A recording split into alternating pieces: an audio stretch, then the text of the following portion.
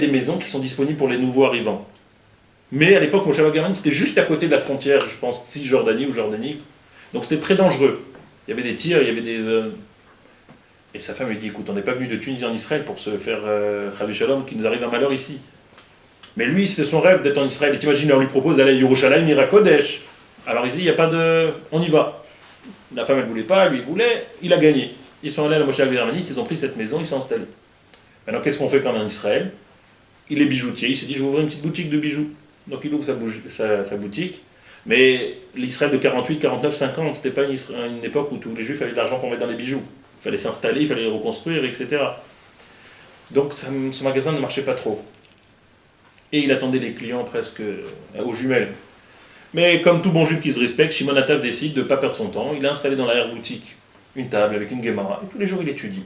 Entre-temps, sa fille, elle s'est mariée avec un mari, son gendre. Il a pris son gendre à travailler entre guillemets dans la boutique avec lui, ils faisaient un petit collège ensemble, et ils étudient comme ça la Torah. Et un jour, il entend la cloche de la porte qui s'ouvre devant, c'était tellement rare, donc il sort de la boutique, il va devant pour voir qui arrivait. Qui arrive, un homme habillé comme un curé. Bon, oui monsieur, qu'est-ce que vous voulez? J'aimerais vous faire une commande. Très bien, il sort le calepin qui était poussiéreux, il ouvre, et alors de quoi on parle? Il commence à lui donner des montants, des valeurs, etc., des mesures d'or, d'argent, machin. Ça commence à faire pas mal d'argent tout ça. Il commence à compter. Il y en a pour 15 ans de travail. 15 ans de parnassa. C'est impressionnant. À savoir que pour Shimon, à ce moment-là, c'était un moment très important dans sa vie. Pourquoi? Parce que ça faisait quelques années qu'ils étaient en Israël. Sa femme, elle a vu que la parnassa, il n'y en avait pas. Que la fille, elle s'est mariée, ils ne savent pas, ils ont dû faire le mariage sur les économies. Ils vivaient encore sur le reste des économies qu'ils avaient en Tunisie depuis 3-4 ans. Et sa femme lui avait menacé déjà quelques fois qu'ils allaient partir au Canada. Pourquoi au Canada? Parce qu'elle avait une sœur elle-même au Canada, et que cette sœur pouvait ce qu'on appelle sponsoriser pour monter elle aussi au Canada, puisqu'il avait un métier de bijoux, et lui a dit, là-bas, il y a de l'avenir pour toi. Et elle menaçait, lui avait dit, écoute, dans quelques mois on y va, le temps de faire les papiers, et lui, il vit avec ce stress-là qu'il doit monter au Canada. Et chaque jour, il attendait que Dieu lui envoie un messager de Dieu qui puisse rester en Israël. Mais ça venait pas. Et là, il avait déjà reçu l'accord du gouvernement canadien pour monter au Canada. Quand ce client, Mina Shamaim, il descend du ciel, il rentre dans sa boutique. Et il note. Et quand il a fini de noter, il demande au curé, dites-moi, tout ça c'est pour faire quoi? Il fait, c'est simple, on est en train de refaire toute l'église. Mais là, Shimon, c'était comme un homme religieux, l'église. Oui, il y aura des croix, il y aura des images de l'autre, etc. Et là, Shimon, qui n'est pas non plus un grand sadique, mais quand même, moi, maintenant je vais faire... c'est pas possible. Dans les 10 commandements, c'est marqué, tu ne feras pas point d'idole. Alors son Yetzirah lui dit, oui, mais c'est pas toi qui vas vraiment servir ces idoles, c'est l'autre. Et son Yetzirah lui dit, mais tu les fais quand même. Et son Yetzirah lui dit, oui, mais si toi tu vas pas le faire, de toute façon, quelqu'un d'autre va le faire. Il est comme ça, t'as 15 ans de travail, Yetzirah, t'as 15 ans, il sait plus quoi faire. Il dit, oh, monsieur, laissez-moi 2 secondes, il transpire, je vais réfléchir dans la boutique. Il va dans la boutique. Et son gendre continue à étudier. Et quelle partie de la Torah son gendre il étudie? Lo lecha elokim achim al panai. Tu n'auras point d'autre Dieu que moi. Et là, Shimon, il a compris. Il a sa réponse. Le même Dieu qui lui a envoyé a priori un messager qui avait l'air un messager divin, ben le même Dieu lui dit maintenant que c'est l'idolâtrie, il ne peut pas. Donc il rentre devant, il fait, excusez-moi monsieur le curé, je suis obligé de vous dire qu'on annule tout, je ne peux pas vous faire votre fou. Vous êtes fou. Je vous sauve la vie, là, je vous fais une commande pour 15 ans. Je suis désolé, je ne peux pas.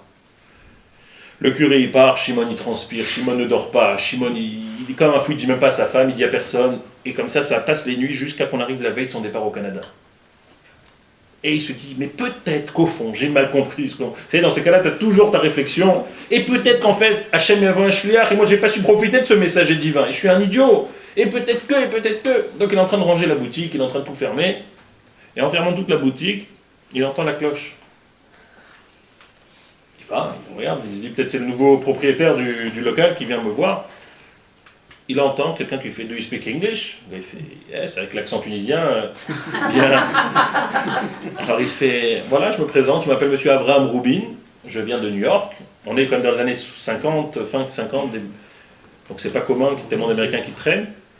Et je me suis lancé dans un travail, je rénove des synagogues en Amérique. Et j'ai entendu beaucoup de bien parler de vous. Et voilà, j'aimerais faire du travail avec vous. La Shimon, il ne croit pas ses yeux. Il commence à sortir le calepin, qu'il n'avait pas servi depuis la dernière fois où il avait dû tout rayer. Et il commence à demander à M. Rubin de quoi on parle ici. Et M. Soudou commence à lui dire, voilà, t'as telle synagogue en Floride, telle synagogue en Californie, telle synagogue. Il fait le compte, c'est exactement la même chose que quelques semaines auparavant chez le curé. Avraham Rubin lui a fait une commande pour 15 ans. Baruch Hashem, il a pu rester, il n'a pas fait la Yérida d'Israël au Canada. Mais ce qui est très intéressant, et ça qui est beau dans cette histoire, c'est qu'il paraît, il faut trouver la boutique de Shimon Ataf, elle existe un jour à Yerushalayim, c'est qu'entre-temps il est décédé. Ses enfants et son gendre ont repris la boutique. Les enfants et les gens de M. Rubin ont repris aussi le business en Amérique, et jusqu'à aujourd'hui ils continuent à travailler ensemble. Et quand vous rentrez dans la boutique, il paraît que vous, sous cadre comme ça, il y a la fameuse commande que M. Rubin avait commandée la première fois pour le sauver. Tout ça pour dire qu'une personne, des fois dans la vie, ça arrive des moments de difficulté, de transpiration, des moments où tu ne tiens plus, tu t'es dit, mais Aïn Yavo Ezri, d'où va venir mon aide? Ezri, mais ma chaîne. Il y a un Dieu qui surveille, il y a un Dieu qui regarde, il y a même un Dieu qui t'envoie des petites feintes, il t'envoie un petit curé qui arrive et tu te dis, mais peut-être ça c'est mon Ezri. Si c'est pas cachère, ça marche pas. C'est ça justement qu'on peut tirer de l'histoire du Mishkan. Déjà la bitachon, la confiance qu'il faut avoir en Dieu, c'est pas toujours facile, mais c'est une épreuve. Mais aussi et surtout, toute chose qu'on veut qu'il réussisse, il faut savoir suivre. Alors je tiens justement, il n'a pas besoin de mon encouragement, mais je sais que Daniel il sue pour son cours avec son épouse. Alors toute chose justement qu'on se fatigue, qu'on travaille, ça tient. C'est pour ça que ça fait quelques années déjà ça tient, parce que justement il a compris que pour quelque chose tient, il faut savoir suivre, il faut appeler les gens, il faut les harceler, il faut envoyer des MMS, des SMS, des M&M's, il envoie tout. Une fois j'ai dit, tu fais plus les SMS, il vient d'avoir je passais au MMS. Que Dieu fasse justement que ce soit toujours un cours de réunion pour des choses positives, et qu'avec l'aide de Dieu, comme on parle des sujets de la paracha, les sujets du Mishkan, que Dieu fasse justement qu'on puisse aller aux côtés de la Maravi pour des bonnes occasions. Et quand je dis pour des bonnes occasions, je veux conclure juste avec cette histoire. C'est une anecdote très courte, mais peut-être c'est un rave que vous avez entendu parler en Israël. C'est un rave qui s'appelle Elimelech Firer. C'est un rave très connu qui s'occupe du domaine médical. Voilà, il aide beaucoup. Et ce rave Firer, un jour, il se promenait avec un de ses gros donateurs américains à Yerushalayim. Et il arrive devant les murs des lamentations, justement. Et quand il arrive devant le mur de lamentation, il voit un homme qui est en train de pleurer à toute à chaudes larmes. Il pleure. Et là, Rabbi Meir Ferrer, il se tourne vers le riche. Ah, je suis arrivé au temps écoulé. Il arrive, j'y étais prêt, si j'avais pas raconté cette histoire, c'était pile. Et il arrive, il dit à son riche, à son donateur, écoute, moi, côté médical, c'est mon domaine. Toi, c'est le KSF. Alors viens, on fait une association, on va voir le problème de ce bonhomme. Si c'est médical, je m'en occupe. Si c'est financier, tu t'en occupes. Comment on va laisser un juif comme ça? Et en plus, c'était une heure tardive le soir. Comme ça, devant le cotel, devant le mur de lamentation, en train de pleurer. Là, le riche, il dit, il n'y a pas de problème. Ça l'a touché, il a dit, ok, on y va. Il s'approche du monsieur, il dit, excusez-moi monsieur, est-ce qu'on peut vous aider? Qu'est-ce qui vous arrive? Quel malheur? Et il fait, écoutez, au prochain, il n'y a aucun malheur. Hier soir, j'ai marié mon 12e fils. Et je suis venu dire maintenant, dire Hachem, Toda Rabba. Merci beaucoup.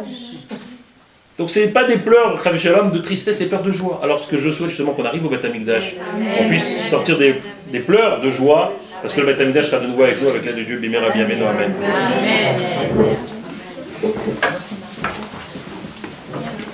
Il y a des questions?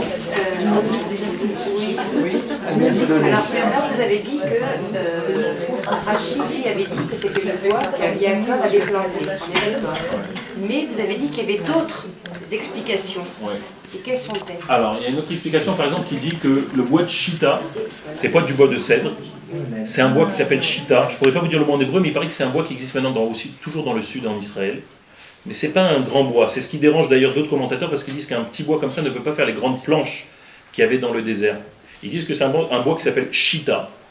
L'avantage, si on peut dire, et l'inconvénient, on va dire les deux, l'avantage et l'inconvénient. L'avantage de Rachi, c'est que ça paraît cohérent, qu'il y avait des planches qui étaient déjà grandes en Égypte. L'inconvénient, entre guillemets, c'est pour les deux raisons qu'on a dit. Déjà, comment les Juifs ont pu sortir d'Égypte avec des grands bois alors que Moshe, Paro ne laissait pas sortir du tout. Maintenant, le problème de ces commentaires-là, ils disent que c'est un petit bois qui s'appelle Chita. L'inconvénient, c'est qu'a priori, comment avec ces petits bois qui existent jusqu'à aujourd'hui dans le sud d'Israël, tu peux faire des grandes planches comme il y avait dans le désert, comme il y avait dans le Mishkan. Donc il y a un avantage par rapport au mot, parce qu'au moins Chita, ça correspond à ce bois qui s'appelle Chita. L'inconvénient, c'est qu'il y a d'autres commentaires qui disent, oui, mais comment tu fais avec ça des poutres énormes, alors que le bois de cèdre, c'est un bois qui est grand et qui est solide. Mais il y a comme ça 2-3 autres commentaires. Est-ce qu'on peut extrapoler en disant que quand les explorateurs ont été voir et ils ont ramené les fruits qui étaient surdimensionnés par rapport aux fruits qui sont actuellement, est-ce que le bois de Chita ne peut pas avoir cette... Alors, mais le bois de Chita venait d'Égypte.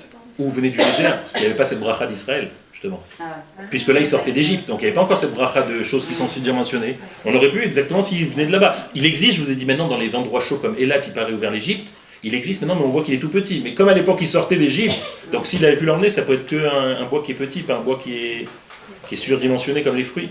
Et bien, Écroulis, c'est uniquement pour le bois, parce que moi, il me semblait que c'était pour la Pour richesse. tout. Non, pour tout. Justement.